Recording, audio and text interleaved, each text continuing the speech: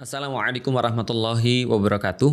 Alhamdulillah, puja dan syukur pada Allah Subhanahu wa taala. Salat dan salam semoga tercurah dan terlimpahkan kepada baginda Nabi besar Muhammad sallallahu alaihi wasallam. Pertama-tama teman sekalian, disclaimer dulu buat teman-teman sekalian yang mungkin hanya mencari pembenaran atau mungkin tidak siap untuk diajak mikir atau sudah punya pemikiran sendiri dan tidak siap untuk ada semacam kayak diskusi di forum inilah ya. Saya sarankan nggak perlu untuk ngelihat video ini ya, karena saya menunjukkan video ini, saya membuat video ini untuk mengajak teman-teman sekalian berpikir lebih dalam, sehingga mungkin apa yang saya sampaikan mungkin nggak semua orang suka. Kita coba bahas tentang yang viral ini, tentang ini ya, penjual es teh di pengajian. Tapi saya nggak mau cuma bahas soalan kejadian itu aja, karena saya berpikir ada sesuatu yang lebih dalam yang lebih perlu kita bahas ketimbang cuma membahas tentang peristiwanya aja. Dan itulah kenapa saya mau buat video ini, karena saya nggak mau video ini cuma ditonton oleh orang ketika cuma kasus ini aja, tapi ini berkaitan dengan sikap mental seseorang ketika mereka menghadapi satu peristiwa atau dalam memandang satu peristiwa. Oke, kita mulai aja dulu dengan kejadiannya. Pertama, soal kejadiannya sendiri, soal present daripada kejadian itu sendiri. Pertama-tama bagi saya secara pribadi sangat tidak etis dalam satu forum misalnya, lantas kita itu menggunakan kata-kata yang tidak pantas dengan cara pengucapan yang juga menyinggung orang. Itu adalah sesuatu yang secara etis jelas sesuatu yang tidak tepat ya. Walaupun secara syariat kita bisa untuk debate, kita bisa punya perbedaan fikih di situ. Bahwa secara syariah ada yang bilang boleh, ada yang bilang nggak boleh, ya itu udahlah ya, namanya juga pendapat fikih. Tapi etika itu terkadang soalan hati manusia. Ketika ada orang melihat dan kebanyakan merasa tersinggung, ya berarti itu adalah ada sesuatu yang bermasalah di situ. Jadi menggunakan kata-kata misalnya goblok atau kata-kata tolol atau kata-kata bodoh dan seterusnya di dalam forum yang ditujukan pada seseorang yang spesifik, itu menurut saya tidak etis. Andai pun kita ingin mencontohkan, maka biasanya dicontohkan ya anonim kan gitu kan ya. Misalnya contoh, siapapun yang mereka itu menyakiti istrinya, pakai kekerasan dalam rumah tangga, itu pasti bajigur. Nah, itu tidak ada masalah karena yang disindir itu anonim, tapi menunjuk orang itu termasuk salah satu yang problematis dalam pandangan saya. Dan tentu saja setiap namanya cara berbicara, karena cara berbicara itu adalah bagian daripada seni dan juga budaya. Tentu saja saya juga nggak bisa menyalahkan kalau penggunaan kata-kata itu digunakan ketika dalam level terbatas atau dalam level pertemanan, karena kadang-kadang orang berteman itu ngomongnya ya bebas. Kadang-kadang ngomongnya ya kayak kemarin ketika saya ketemu dengan orang-orang Bandung, itu mereka memasukkan kata-kata ya titik-titik itu ya, itu menjadi satu bagian daripada kalimat gitu maksudnya. Jadi untuk merasa asik, untuk merasa happy dan seterusnya. Nah, itu mereka menggunakan kata-kata itu yang kadang-kadang kalau dilihat oleh orang yang bukan circle-nya itu kelihatan kayak kasar, padahal bagi mereka itu adalah sebuah seni dalam berbicara dan seni dalam berteman. Nah, itu adalah salah satu perbedaan lagi. Artinya tadi balik lagi ya, walaupun tetap aja secara etis tadi ya, kalau dalam pengajian misalnya, saya secara pribadi benar-benar mencoba untuk menghindari perkara-perkara yang tidak etis dalam kajian. Apalagi tadi judulnya adalah kajian. Itu yang pertama. Nah, yang kedua, saya pengen bahas tentang masalah sebelum kejadian ini. Nah, ini adalah masalah pasnya yang coba untuk kita bahas dan kita coba untuk lebih in-depth mengerti tentang kenapa ini bisa terjadi. Jadi gini ya, kalau saya nggak salah baca, saya membaca bahwasanya dalam kasus ini yang dimaksud di dalam kasus ini kan Gus Miftah. Gus Miftah itu dalam pengajian-pengajian yang lain dia juga sering memborong dagangan-dagangan orang. Jadi dia sering memborong dagangan orang yang datang ke pengajiannya, lalu kemudian dia ngabisin melariskan orang-orang yang jualan di sana. Nah, maka dari situlah muncul satu fenomena seolah-olah jadi kalau ada orang jualan datang ke pengajian Gus Miftah itu akan dibantu jualannya. Nah, saya melihat itu yang akhirnya menjadikan sebuah trigger bahwa ada seorang bapak-bapak, walaupun sekali lagi Saya tidak mengatakan bahwasanya walaupun saya menceritakan latar belakang ini lantas jadi pantas untuk mengucapkan kata-kata tadi. Itu udah kita selesaikan di poin pertama. Poin keduanya adalah saya membahas kenapa fenomena ini bisa terjadi. Jadi kenapa ada bapak-bapak datang lalu kemudian dia berharap agar dagangannya laris di situ. Nah, ini adalah satu sikap mental yang dibentuk oleh kejadian-kejadian sebelumnya. Misal, ketika Gus Miftah melariskan dagangan orang, beliin misalnya minuman untuk orang-orang yang ada di pengajiannya, dan saya lihat juga itu banyak terjadi di tempat-tempat yang lain oleh ustadz-ustadz yang lain juga. Maka wajar ketika ada orang yang datang bawa dagangannya, dia berharap dilariskan. Dan menurut saya ini adalah sesuatu sikap mental yang juga kurang tepat. Artinya kita bisa untuk membahas sikap mental apa yang harusnya tepat. Karena ini menurut saya nggak tepat. Contoh kayak gini ya. Ada juga terjadi pada konten-konten creator yang lain. Mungkin teman-teman juga sudah tahu dan pasti menyadari. Ada banyak konten-konten creator yang lain yang menjadikan kesulitan sebagai komoditas. Jadi mereka itu menjadikan orang-orang yang minta-minta, menjadikan orang-orang yang jualan, menjadikan orang-orang yang seolah-olah susah, itu menjadi komoditas untuk menaikkan konten-konten mereka dan menaikkan exposure di dalam akun mereka. Misal ketika ada orang ngelihat, wah ini kalian lagi kesulitan ya, nih gue bantu gitu kan ya. Ini lagi susah lu ya, nih gue bantu. Atau nih gue ambil seluruh dagangan lu, satu gerobak gue beli deh, bagiin pada semua orang. Nah akhirnya muncul apa? Muncul pandangan orang bahwasanya harusnya tuh itu yang wajar. Harusnya tuh kayak gini, ini tuh sudah wajar. Aku tuh wajar dibantu, aku tuh harus dibantu. Nah menurut saya ini mungkin mental yang gak tepat. Kejadian pada konten-konten creator semacam ini bukan cuma satu atau dua orang, adalah orang-orang datang ke dia untuk minta bantuan. Kan gitu. Karena di dalam kepala orang ketika ngelihat kontennya, bahwasanya orang-orang ini memang membantu. Mereka nggak ngerti bahwa itu cuma konten gitu maksudnya. Nah ketika mereka datang untuk minta bantuan pada konten creator tadi, adalah yang dimaki-maki, adalah yang kemudian curhat. Akhirnya konten creator ini mental orang Indonesia nggak benar semuanya, minta-minta semuanya. Bro, kan lu yang buat. Lu yang buat kejadian itu. Lu yang meng-create ada segmentasi pasar itu. Nah maka ketika orang-orang ini akhirnya menjadi berharap pada orang-orang yang membantu itu, jadinya kemudian di komen juga. Akhirnya dijadiin problematis juga. Padahal yang meng-create itu adalah justru para konten-konten creator yang tadi. Contoh misalnya ya, kayak gini nih. Ada konten creator yang bikin di Instagramnya, siapapun yang mau aku bantu, aku mau giveaway nih 2 juta buat kalian. Coba sampein kesulitan-kesulitan kalian sehingga aku harus giveaway kepada kalian. Dalam kepala orang apa? Oh dia bisa bantu orang. Maka dia mulai tuh DM-ini konten creator ini. Gue perlu bantuan dong, dan segala macam. Terus dia baca, terus dia ngeluh. Kok orang Indonesia gini ya? Kok orang Indonesia mentalnya minta-minta ya dan segala macam. Nah padahal ini yang dijadiin sebagai komoditas tadi. Nah itu adalah yang kedua. Kenapa ini bisa terjadi? Artinya yang saya khawatirkan ketika ada orang bereaksi berlebihan. Sekali lagi mungkin teman-teman juga nggak setuju, juga nggak ada masalah ya. Karena ini juga namanya diskusi. Saya cuma menyampaikan kekhawatiran saya tuh alasannya tuh apa. Yang saya khawatirkan contoh ya, ketika dalam kasus ini terjadi orang-orang rame-rame nyari bapaknya, pengen bantu bapaknya, pengen kemudian memberikan bapaknya. Tapi bisa nggak sih kita berpikir bahwa hal ini justru akan menjadikan sesuatu yang lebih parah di esok harinya. Seolah-olah misalnya bahwa setiap orang harus dibantu. Nanti orang-orang akan bilang, kalau bapak-bapak tadi yang menjual es teh tadi dibantu oleh kalian mau untuk umrohkan misalnya, kalian mau untuk bantu dia misalnya, atau kalian mau untuk apa misalnya, lalu kenapa saya nggak dibantu? Padahal saya lebih susah daripada bapak-bapak tadi. Ada orang-orang nanti berpikiran demikian. Yang saya khawatirkan adalah nanti mental-mental orang itu tidak punya mental usaha atau tidak punya mental untuk berusaha keras untuk mencapai sesuatu. Sebagai seorang muslim, kita harus membantu orang.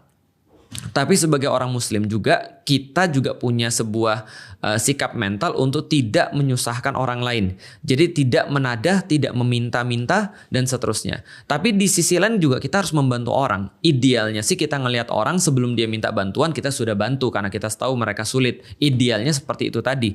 Tapi saya nggak pengen mental minta-minta ini juga, atau mental untuk berharap dikasihani orang, atau mental dia menunggu untuk dibantu sama orang. Saya juga nggak pengen mental ini ada di antara kaum muslimin, karena ini berbahaya juga. Sehingga nanti yang saya khawatirkan ada orang-orang yang ketika dia datang ke ustadz, dia merasa bahwa ustadz itu wajib untuk bantu dia. Gitu maksudnya. Kamu kan orang baik, kenapa kamu nggak bantu aku?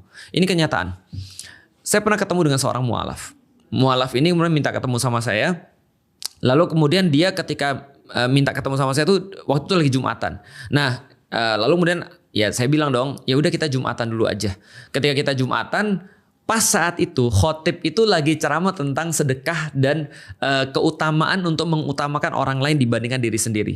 Nah, jadi ihsar kepada orang lain, mengutamakan orang lain dibandingkan diri sendiri. Beliau cerita tentang, khotibnya ini bercerita tentang para sahabat yang mengutamakan sahabat yang lain, tentang bagaimana semangat mereka bersedekah, semangat mereka dalam memberi, bahwa Islam ini adalah agama yang memberi. Bagaimana penyesalan orang-orang yang tidak bersedekah dengan maksimal ketika di yaumil kiamat dan seterusnya. Nah, setelah itu mualaf ini ngomong dengan saya tahu sebenarnya mualaf ini perlu bantuan.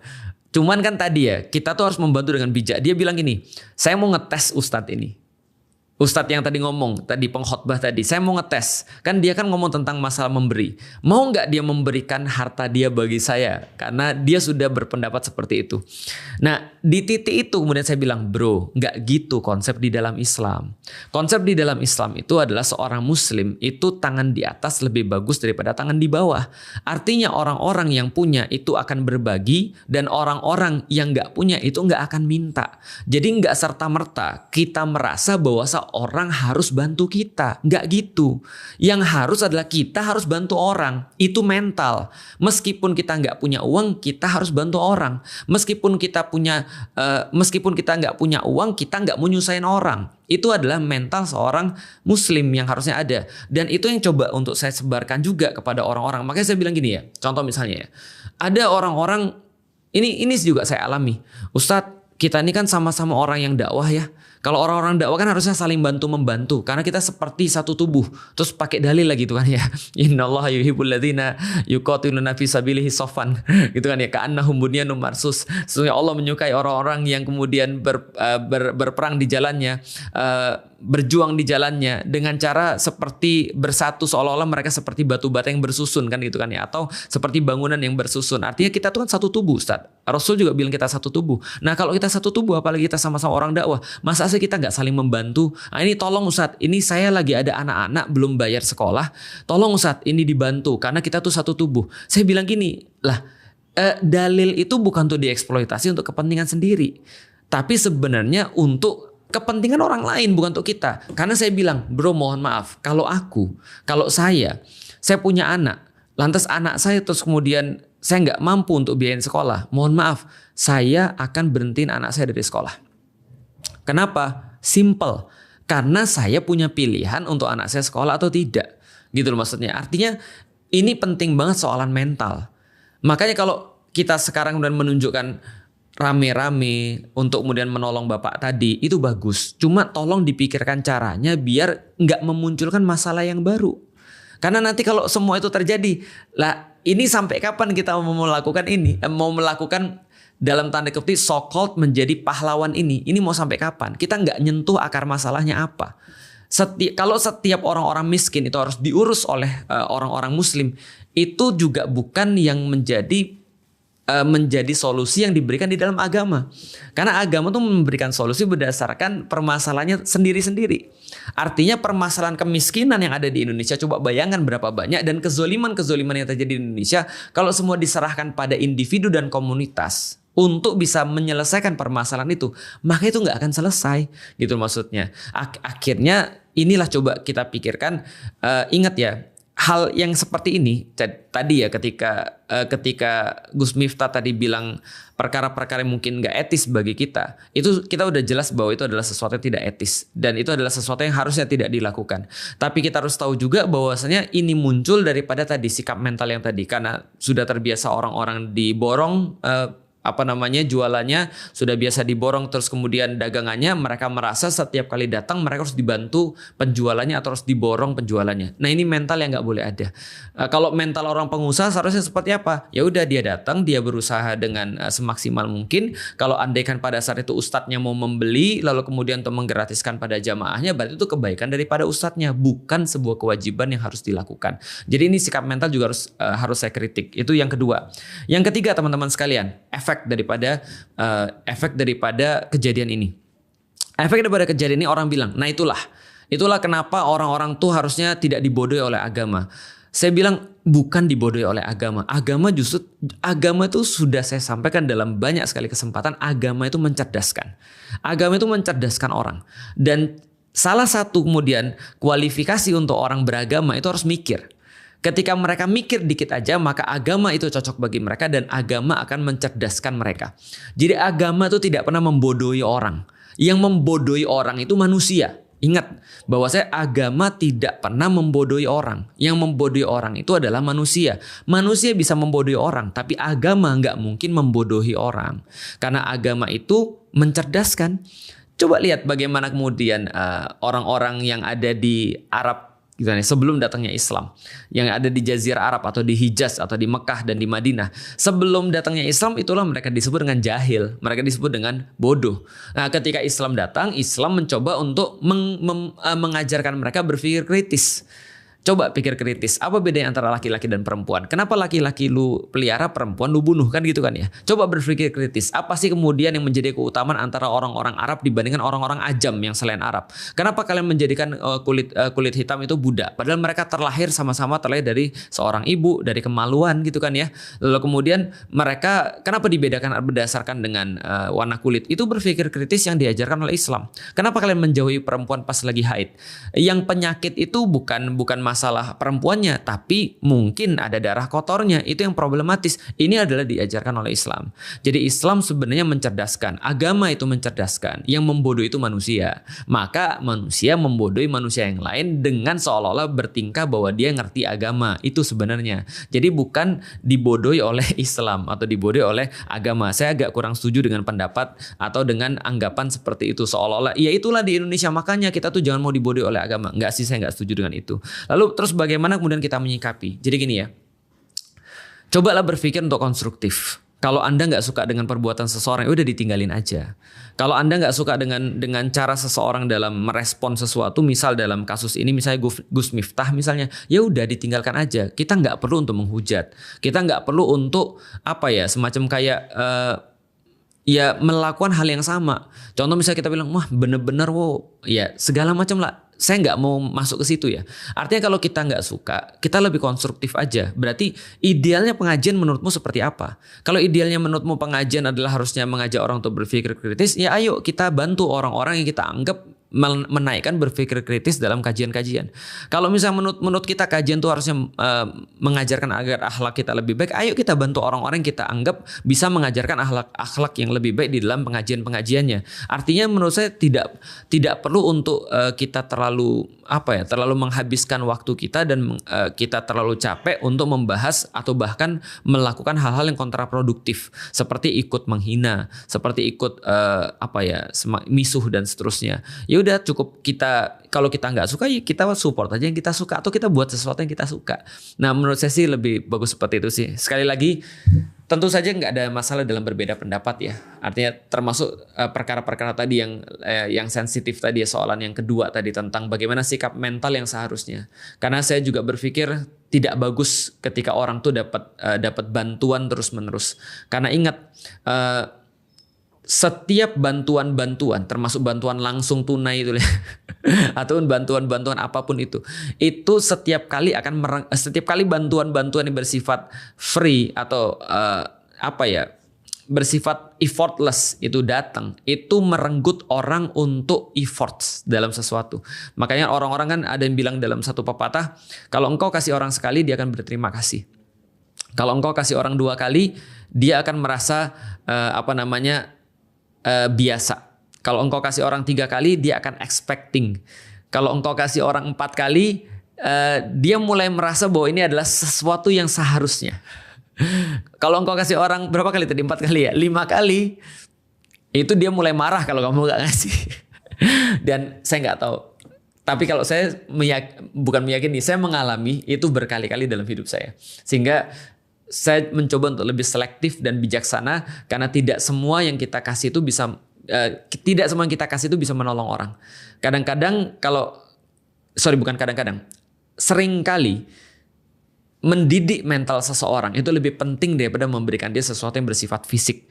Kalau kita sudah berhasil mendidik seseorang dengan sesuatu yang bersifat mental, maka dia akan berterima kasih mau berapa kali pun kita berikan. Nah, jadi kira-kira itu aja. Semoga bermanfaat. Mohon maaf kalau saya ada salah. Assalamualaikum warahmatullahi wabarakatuh.